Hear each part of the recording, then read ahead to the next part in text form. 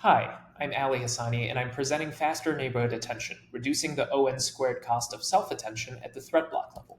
Self-attention is the any-to-any interaction between all n tokens. Attention weights will be an n by n matrix giving us the notorious ON squared complexity, and as n grows, we're bounded by memory capacity, memory bandwidth, and compute power. But what if we don't store attention weights in global memory? NVIDIA prototyped this idea as fused multi-headed attention, or FMHA, for GPT inference. A big issue in it was softmax blocking the second matrix multiply.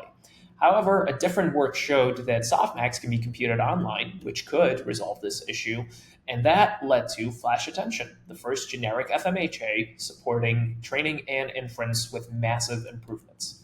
The key issue that fused attention solves is that we're no longer bound by memory capacity or bandwidth at scale, making attention compute bound, which has led to achieving petaflop per second level performance with FP8.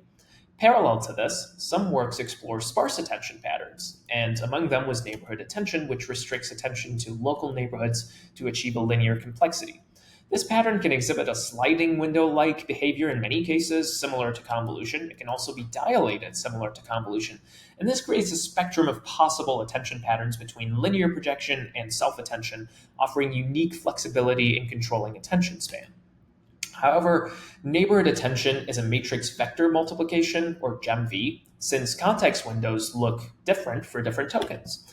GEMVs are usually memory bandwidth bound and cannot target tensor core math, and neighborhood attention also needs custom kernels, and its PyTorch extension Natin only offered naive kernels, which means they're not performance optimized, can't target tensor cores, and since fused attention is a much better choice for modern hardware anyway, unfused kernels, such as the ones in Natin, are rarely a good choice for performance.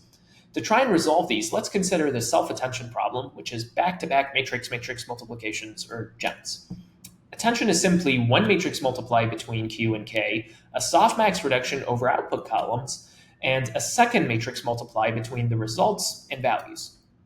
The four operands are matrices, with rows being the attention mode representing sequence of tokens, and columns being the dimension mode. If we express neighborhood attention in the same way, we see that it's a GEMV problem because the operations are no longer between all query tokens and all context tokens, and rather defined by this neighborhood function rho, which maps attention mode coordinates to neighboring coordinates. So because for any two unique tokens, we can't assume their context window will be the same as in self-attention, this becomes a GEMV.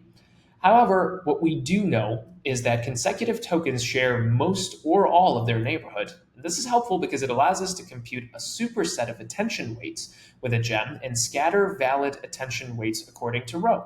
And since gems typically compute in tiles, we can skip tiles of compute that are masked entirely. And this is trivial for 1D problems. That's how the first Mistral model had sliding window attention. But neighborhood attention's focus has always been vision, which means 2D and 3D spaces.